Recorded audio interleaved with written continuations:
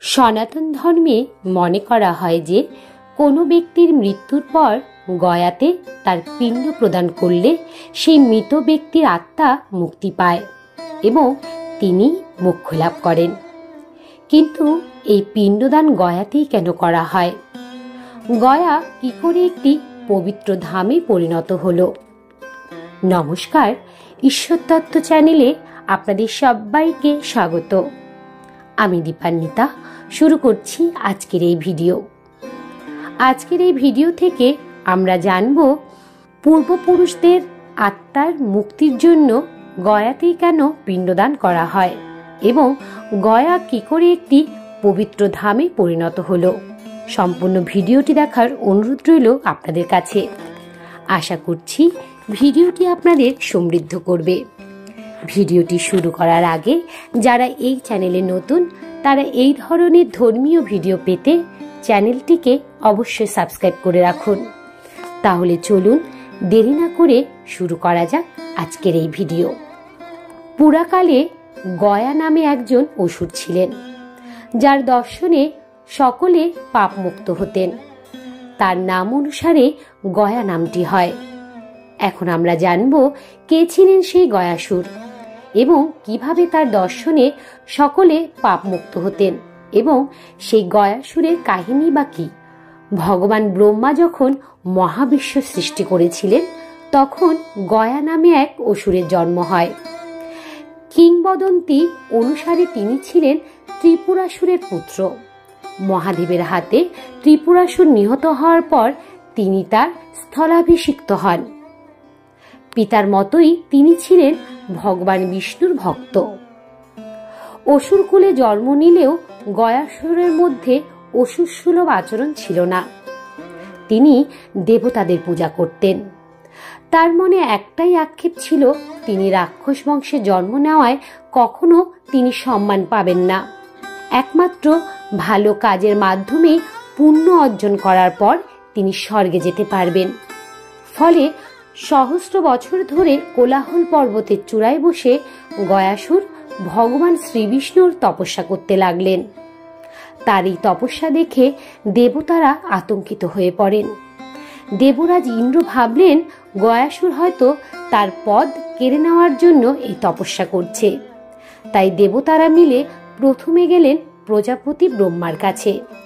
সেখানে উপস্থিত হয়ে সকল দেবতা গয়াসুরের তপস্যার কথা ব্রহ্মার কাছে জানালেন এবং তাকে উপযুক্ত কোনো ব্যবস্থা গ্রহণ করার জন্য অনুরোধ করলেন।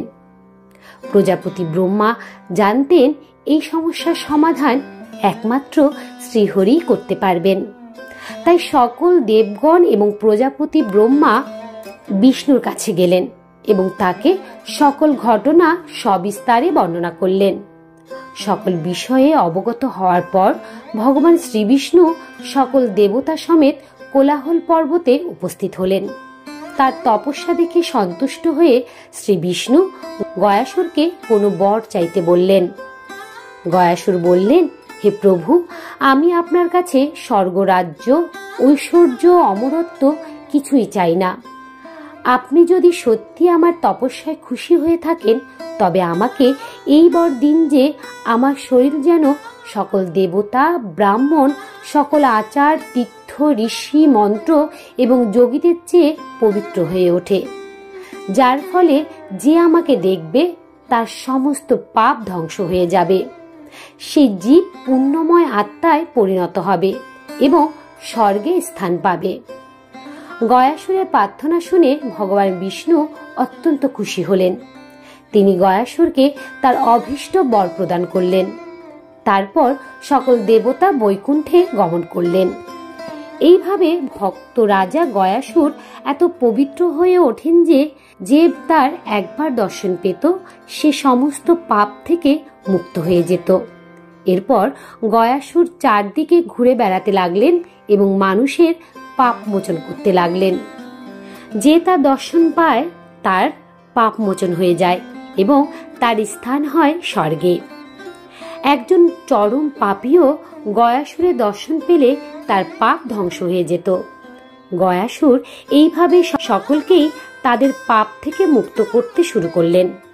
এর ফলে নরকের দরজা চিরতরে বন্ধ হয়ে গেল।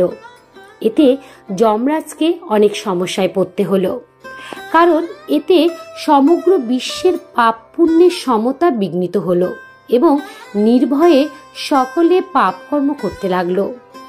যখন যমরাজ প্রজাপতি ব্রহ্মাকে বললেন অতি শীঘ্রই গয়াসুরকে থামাতে হবে, তা না হলে প্রত্যেকের কর্ম অনুসারে ফল ভোগ করার যে বিধান আছে তা চিরতরে বিলুপ্ত হবে।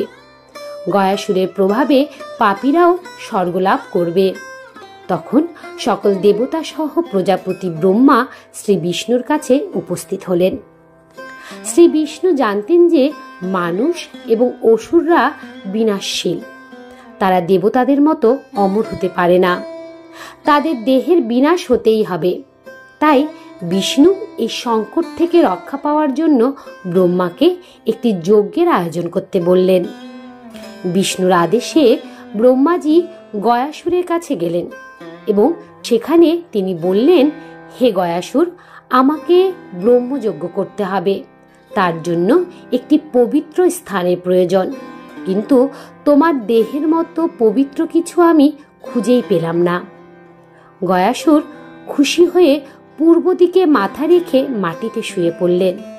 শুয়ে পড়ার সাথে সাথে তার দেহ 5 মাইল পর্যন্ত প্রসারিত হয়।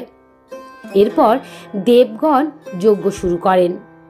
ব্রহ্মার নিকটবর্তী হ্রদে যজ্ঞ স্তম্ভ স্থাপনের জন্য অনুরোধ করলেন। ধর্মরাজকে তার ধর্মশিলা গয়াসুরের মাথায় স্থাপন করতে বলা হয়, যাতে তাকে স্থির রাখা যায়। ফলে ধর্মশিলা তার উপর স্থাপন করা হলো। সমস্ত দেবগণকে তাদের পা দিয়ে পাথরটি চাপতে বলা হলো, যাতে গয়াসুরকে স্থিতিশীল করা যায়।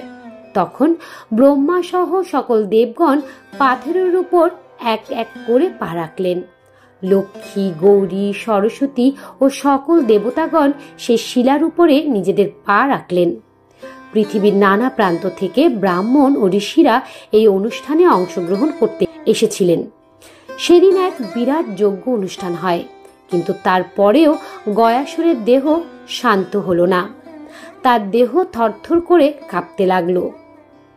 ফলে দেবতারা চিন্তিত হয়ে পড়লেন।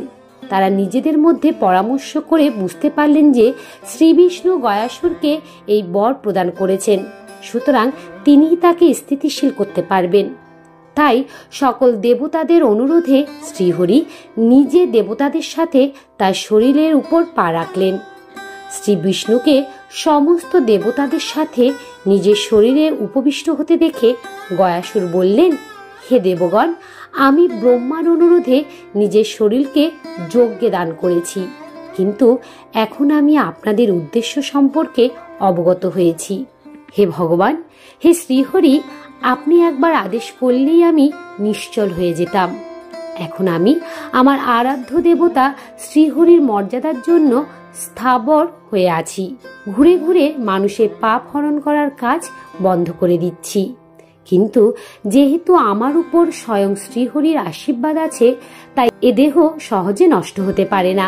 হে নারায়ণ, দয়া করে আপনি আমাকে পাথরে পরিণত করুন এবং আমাকে এখানে স্থাপন করুন। ভগবান বিষ্ণু তারই আনুগত্যে খুব খুশি হলেন।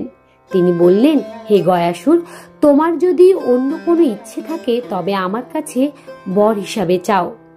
গয়াসুর বললেন, হে নারায়ণ, আপনি পরোক্ষভাবে সমস্ত দেবতাদের সাথে এই পাথরে বাস করুন।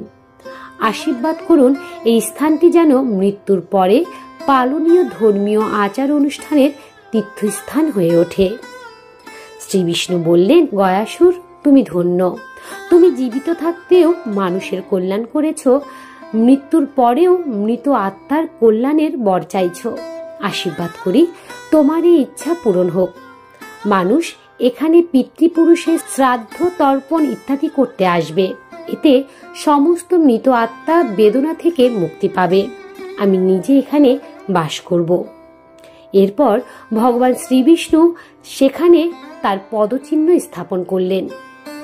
সেই থেকে গয়াতে পূর্বপুরুষদের শ্রাদ্ধ করা হয়।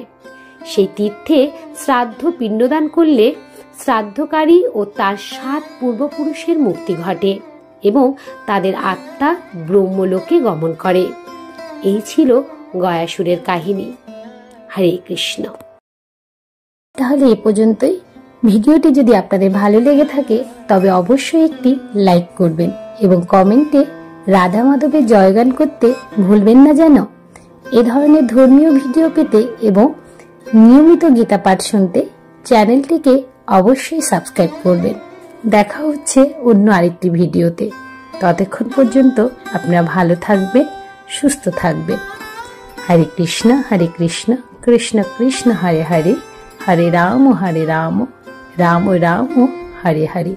নমস্কার।